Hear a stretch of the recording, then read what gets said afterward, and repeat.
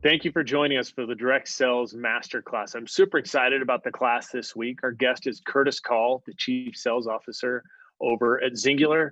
Curtis has an abundance of industry experience. He's seen some amazing growth, amazing momentum. We're going to talk about key strategies for momentum and then also talk about redefining the direct sales playbook, both just in general, but then also in this time of stay at home. And we talk about, he gives some tips on building a phone-based business. So super fascinating, this conversation. I hope you enjoy it. Well, welcome to the Direct Sales Masterclass. I'm McKinley Oswald, the President of Global Sales at Verb Technology. And my guest today is Curtis Call. He's the Chief Sales Officer at Xyngular. Thanks, Curtis, for joining us today. It's great to have you with us. Hey, thank you, McKinley. It's an honor to be with you, and I appreciate the invite. Yeah, absolutely. Curtis and I, good friends, and we've worked together over a number of different companies. We've traveled some of the country in planes and trains and automobiles. Basically, we once took a Prevost over the Rocky Mountains to an event. So yeah, it dates back, and that kind of goes back to where I kind of want to start the conversation, where you've been a part of some amazing success stories within direct sales, multiple companies. You've seen the ups, the downs, the highs, the lows, and key momentum areas. What are some of the key things that you've seen that help companies to achieve that kind of growth and that kind of momentum? Well, McKinley, as you said, we go back a lot of years and really to the beginning of my time on the corporate side of the direct sales industry. And the highs and lows are both great teachers. I feel that throughout my life, I've learned as much from winning as I have from losing. And right. So I've learned a lot of great lessons along the way.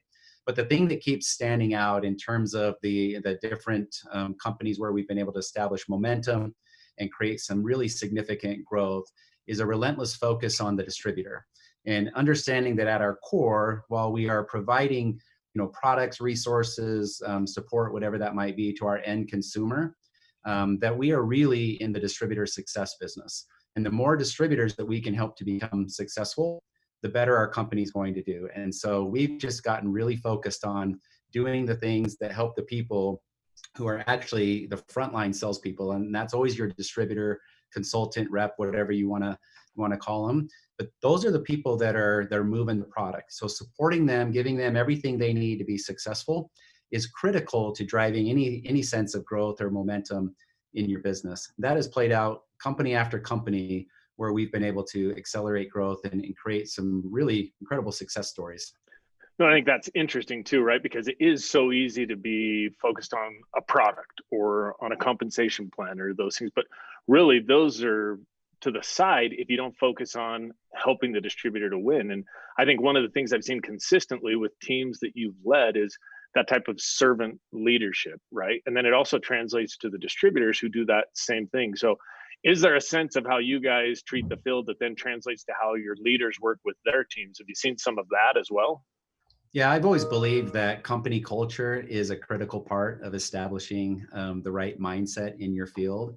And so as a corporate team, you're always modeling behavior, you're modeling leadership, you're modeling mindset for your distributor leaders. And the closer you work in tandem with your top leadership, the more that's going to bleed across into your field culture as well.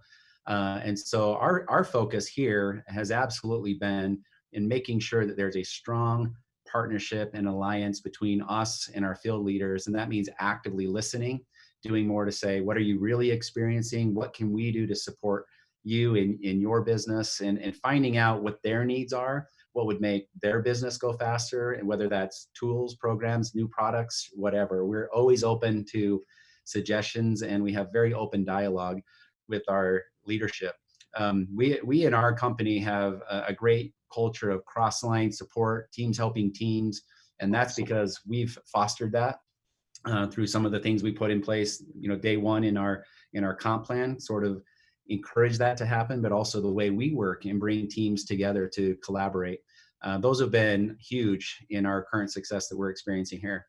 Yeah, and that's interesting because it's typically when you can create, whether it's a comp plan or a promotion or whatever it may be, that drive the behaviors that you want, right? That's when, you can create that type of momentum and add to that.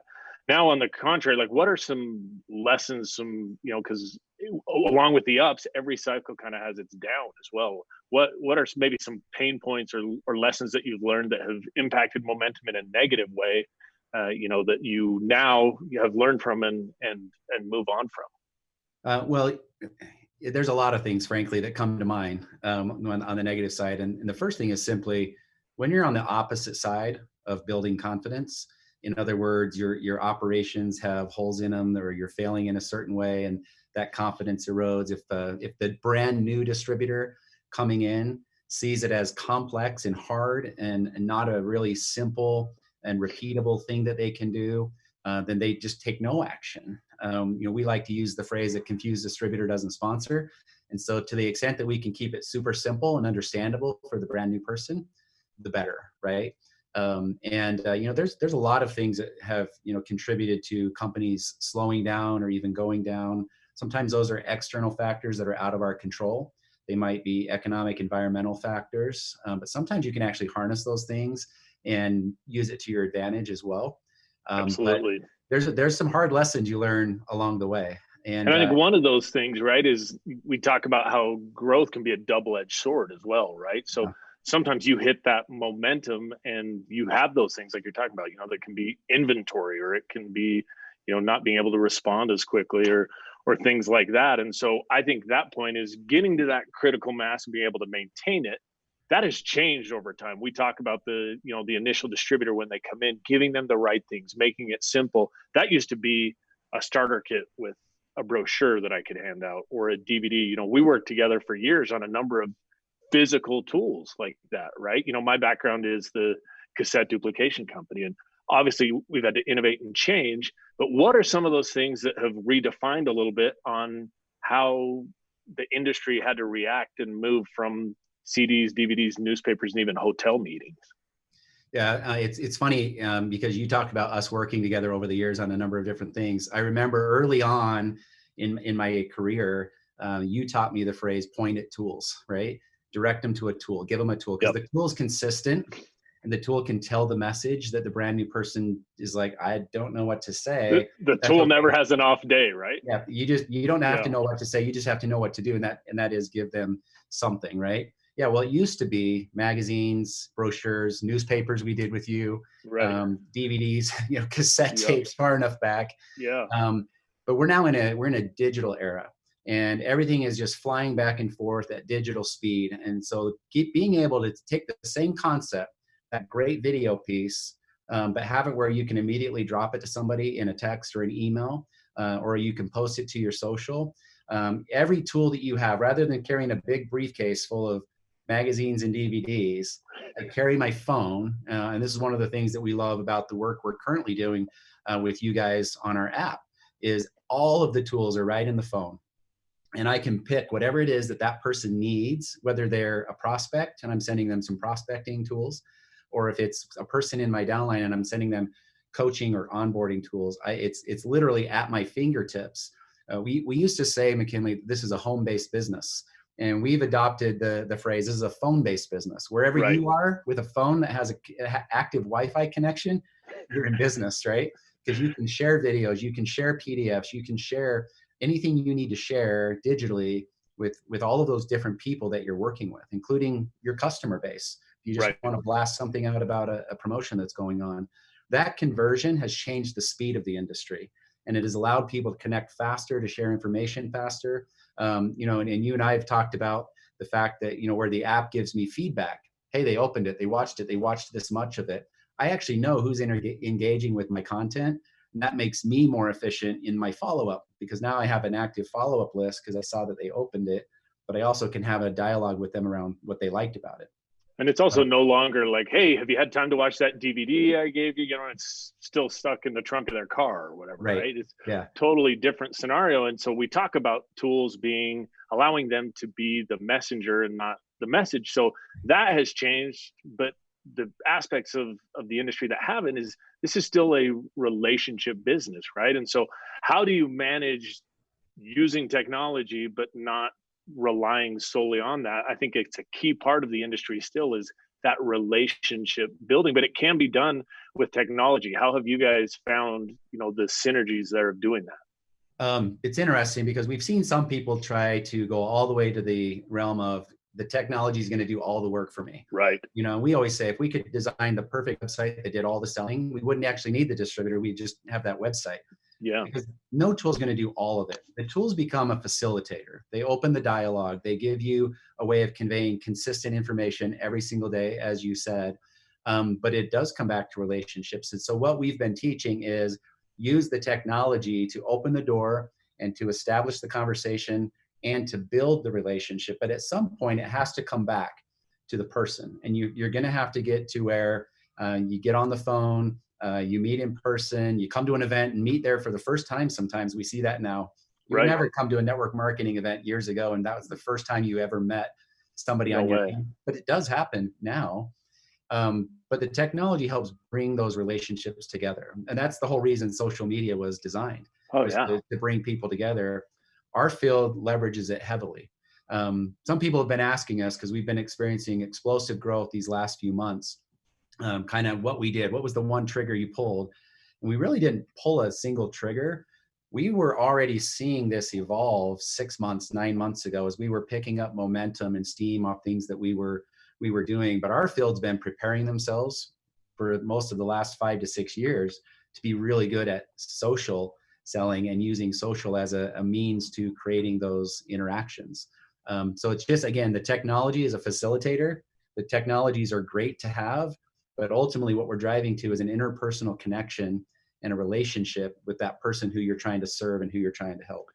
100%. And that's where, that's the beauty of the app, right? Is that notification then allows me to know, hey, Curtis watched the video, and then I'm calling you and I'm still establishing that. And so I think that's the true success. The leaders who have found ways to use technology to make those social connections, to still build those relationships, we've redefined, the playbook, if you will, in that sense. And so the principles are the same, but the playbook is changing. And then now with Corona, we've had conversations about with the virus, we've had to redefine the playbook even more. So what are some of the things you guys have done? Because we talked about how you already were hitting some good momentum, and there had to have been that momentum at first, where that moment where you thought, oh man, we're in the middle of this, and Rudy Gobert gets test positive, and everything shuts down, and the world goes crazy. And I imagine there was a period where, okay, it was halting momentum, but you guys then have had some crazy growth. So what are some of the things that you did to redefine the playbook even more based on the current atmosphere? Yeah, we hit that day, I think it was March 12th, 2020, and our company had been growing year over year. Each of our first months of this year had grown, same month, year over year. And then for about a 10-day period, things just sort of really stalled. And people were trying to figure out what's going on in the world around me. Why are my kids home? And I have to be their teacher now. And how long am I going to be in quarantine? What is this? And I'm not supposed to touch wood surfaces. And wait, how long am I supposed to wash my hands? All this stuff's going on. Oh, yeah. And we just said, we need to connect with them on a regular basis to instill the confidence and the belief that it's still okay to build your business. And so we initiated a morning message in our distributor community, and we started building the mindset that you can still build. Back to that idea of a phone-based business, we were saying things like, your phone is not in quarantine. Right? Your customers' phones are not in quarantine. You can still reach out. You can still share the tools. You can still build the business. And I think once it clicked in their minds that, yeah, I can still do this. And guess what? I have extra time on my hands, and I have some extra motivation right now to take advantage of this opportunity. And we just saw things really start to accelerate to the point where about March, 22nd, 23rd, as we entered the last week of the month, activity really picked up for us. And then we went into April, which was the best month in our company history. And now here we are on the 15th of May, and we're up 90% over last month. And that's in a half of a month, right?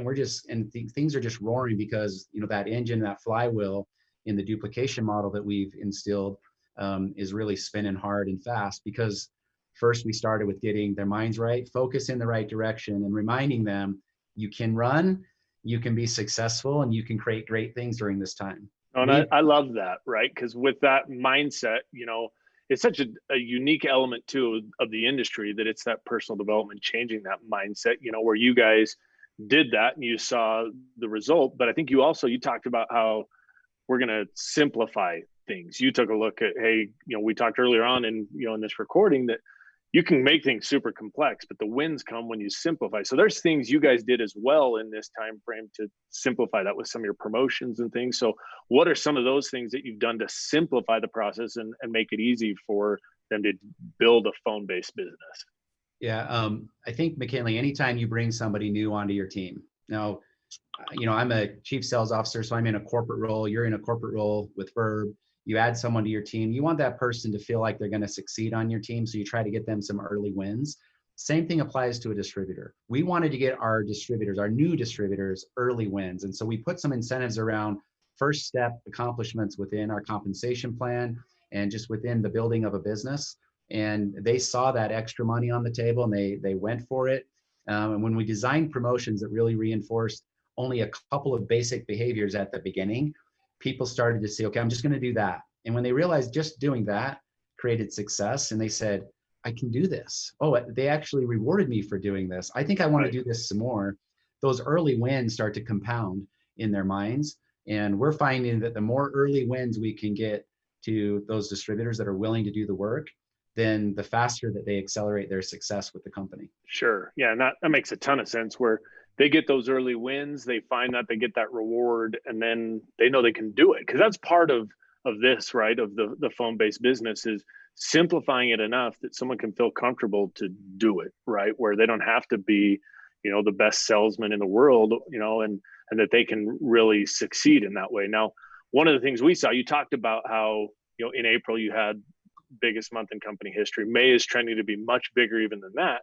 For me, it's interesting, where back in the day, I used to be able to tell you, hey, we're selling these amount of tools in California, Arizona, and Florida. Those are your biggest markets. That's what's moving. We could see that ahead of time. And it's interesting for me with the app, we've also seen in April, biggest numbers we've had. And now halfway through May, it's nearly double what April was. And so how do you think that technology and the use of engaging unique prospects is reflective of the adding to that momentum? So again, part of the simplicity is just getting them to use the right tools.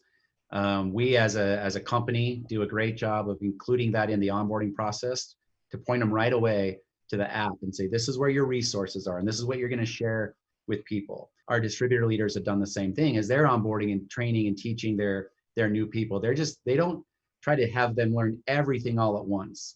They're just going to say, share this one thing in this one location, and then we'll take the next step once you've done that. And they keep it really simple. We haven't engaged so much at the corporate level in telling them and prescribing exactly what those steps are, because each leader and each team does it slightly. It varies, right? Yeah. But what we've done is say, what is the what that you're pointed at? What's the first goal and the first achievement? What do you get for it? So as long as we know that's what you're shooting for, and the leader comes in and says, and here's how we get there, and both of those messages are super simple, then the distributor moves, because a brand new distributor is asking themselves a couple of questions, right? They're asking themselves, can I do it? Do I want to do it? And am I willing to put in the work that's required to get to the result that I want? Right. And the can I do it is all wrapped up in the simplicity of it. If you lay out something to them that looks super complex, hard to understand, and it's confusing, that's when they don't take the action. Right. But if the answer to can I do it is, well, that looks really easy, and that's only a couple of steps, I can do that. I'm going to try at least. And then they take the appropriate action that starts leading to results. And then you're in that results cycle. When they start getting those wins, do it again, rewards come, compensation. Yeah. And that's the beauty of it too, of the leaders finding the way to then duplicate that. Right. And I think one of the interesting things as well, we had a discussion, earlier this week where we were talking about the companies in this environment, as we're discussing changing the playbook at this time, companies in this environment that are focusing on the needs that potential customers and existing customers have. If it's the right product, the right solution, people are still willing to spend that money. And so you've been a key part of key products in the past, but then also now with Xyngular, some amazing products that get people results. So how does that, having the right product, add to this for the new person to be able to share and do those things? How does the right product impact that? I've always believed you have to have products that work. And there's a lot of great products in the direct sales industry. I believe ours are great. I know other companies have great products as well. And so a mere product that works isn't the only thing, but it is a key thing, because the consumer at some point is making a decision of, did I get the benefit I wanted from that product, or whatever that product promised to me, Right. or was it worth the investment that I made? And that's going to determine if they continue to buy.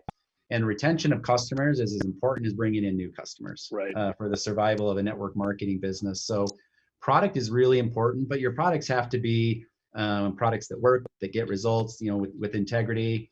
And if you've got that in place, then you've got a core to build around, and to help people to improve their lives in whatever way your product is designed to do that. And then from there, you take that story and you share results, and you start to, you tell people, like, here's other stories of other people who've had results with these products, as a way of getting people interested in what you're doing. But we can't overstate the importance that our products have played in our growth. People are getting real results, they're getting sustained results, and when that's happening and other people become rabid fans, they can't help but tell their friends. No, and that's the interesting thing, right? It's similar to the new distributor getting the win. You have to have your customers get that win too. And one of the things I've been so impressed with your team is, we talk in the industry about the importance of segmentation. And some of that is for regulatory reasons, right?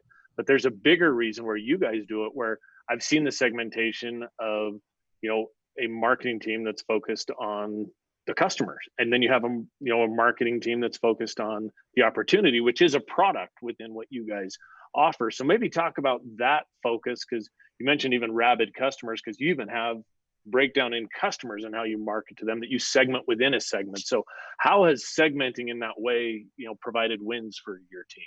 Yeah, segmentation is critical, because it helps you tailor the message to the specific group of people you're talking to. We speak differently to our distributors than we do to people who are just customers. Right? You have to. And they have tailored messages for both of those groups. But within the distributor group, even, we look and we say, who's a casual, maybe sporadic builder that's doing this socially, only shares with a couple of people, and they just kind of hang around because they enjoy being a part of the community? What's the message to that sort of part-time builder that's really looking to make change? And then you got your full-time people, you got your top leaders, and we talk a little differently to each of those groups. Even people who've been with you 6 months or more, and people who are brand new, they need different messages. So we're always looking at who specifically are we talking to and marketing to, and we apply that on the customer side. And on the customer side, we say, who are those sporadic customers? They order once in a while. Who are the people that are pretty regular at ordering, or maybe even the people that are on your subscription base, the people who come back month after month through the subscription program? And then can we identify through behavioral patterns of ordering, sharing, whatever, the people who are those rabid customers? And we speak differently there. You can segment into, do we have products that are aligned for people that are in their 20s or in their 30s and 40s, or people that are maybe older? And can you speak to an age specific demographic? We have products for men, products for women. And so when we think of segmentation, for us, it's not just distributor customer, it's within those groups, how can we further segment to get the right message in front of the right people at the right time, to help us to grow our business and help them engage with our content, which really the goal of the content is to engage with the product. Or engage with the opportunity, if it's the distributor side. We have found that to be invaluable in tailoring those messages, and just continuing to refine the segmentation as far down as we can till we're hitting on the right message for each specific group of people. Yeah, and that's so interesting, because that's where, when you can cater a message, the broader the message to a full demographic, the harder it is to get something that someone can relate to, right? And so I think that's such a fascinating aspect that leads to succeeding with these groups. Now, one of the things that I've always admired about your team as well is the data that leads to that, because you can't just say, oh, we think we want to target this group, right? And let's hope some of our customers are this way. You guys have key things that you look at and indicate that. So how has that data been important to what you guys are doing, and how you can achieve success within those segments? I think it's taken away that everything's a gut feel. And while gut feel is important sometimes, for me, the best decisions come from trusting your gut that's mixed with good data. There's data and there's good data, and we strive to provide good data. We have an incredible business intelligence team here. We've always felt like, for our size of a company, we've had a luxury of a bigger BI team than you normally would see. Right. That's because we went all in on this concept of being a data-driven company. and have the data help us and inform our decisions about what's working, what's not working. Are we reaching the right people? Is the message resonating?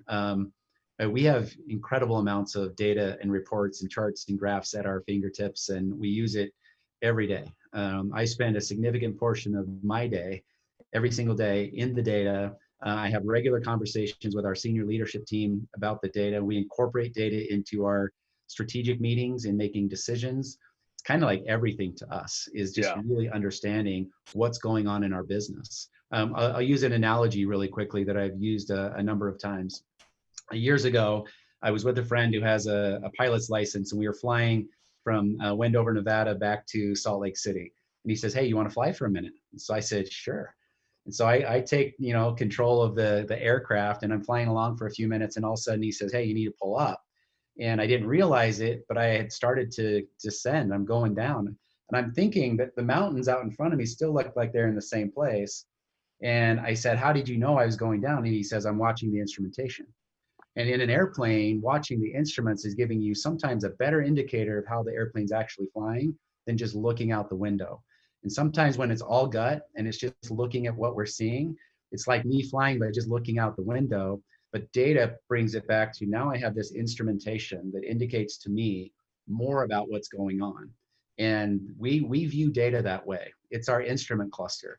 It's giving us our dashboard to know exactly how we're performing as a company. And then we can adjust based on what the data is telling us. If things are going really well, we can add fuel to the fire. If we're stalling or we're down, then we can change some things to try to get it going back up again. And I've probably said a lot here, but we're really passionate about it and using data. And we try to teach our distributor leaders how to use the dashboards and reports that we provide to them as data points to indicate how they're doing. But it really is critical that companies are watching their data close. Yeah, it's so smart. And, your team has always challenged us in that way as well. And it was interesting for me at the end of last year, we were meeting with your marketing team, and we typically will do a quarterly review where we're looking at data on our side, app data and shares and what's happening, and try to combine and show what we're seeing across our platform, right? And we were analyzing it with your marketing team, and it was interesting. The number 2 video that had been shared in the previous 90 days was one that your marketing team had created 3 years prior. And they weren't even aware that it was kind of on the radar. And so it was fascinating for me to see that then they tweaked some of the messaging and the campaigns and things like that, because even a small thing like that of here's how prospects are engaging with this, then impacted on, some of the new tools that they created, promotions and things like that. So your team really lives by that data.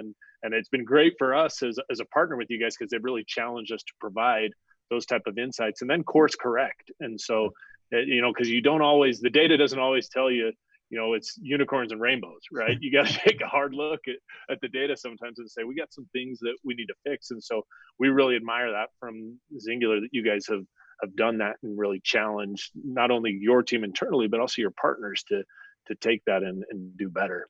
Well, it's interesting, McKinley, that you point that out, because most people weren't good enough back in the day to track how many magazines did I hand out, right. how many people responded, and how many did I close out of that DVD, whatever the tool was. But nowadays, the way you can track web traffic to your website, the app that we get from you and the analytics you guys put behind it really helps us to see where it's working, what's being shared, because that drives content in the library. If you've got things in your library that aren't being touched, looked at, or shared ever, just pull it out, because all it does is it clutters that library experience for the distributor, and fill it up with content they're going to use, and make sure that your best stuff is moved up in priority and it's the first things that they see, right? So all of those behaviors and changes are driven by the analytics and the reporting and the data that you guys provide on the back end. And I think that now in this digital era, you should have data on everything. Everything you're doing, you should be able to get some kind of data for it. And that's different than it used to be. And that's helping companies, make better, more informed decisions.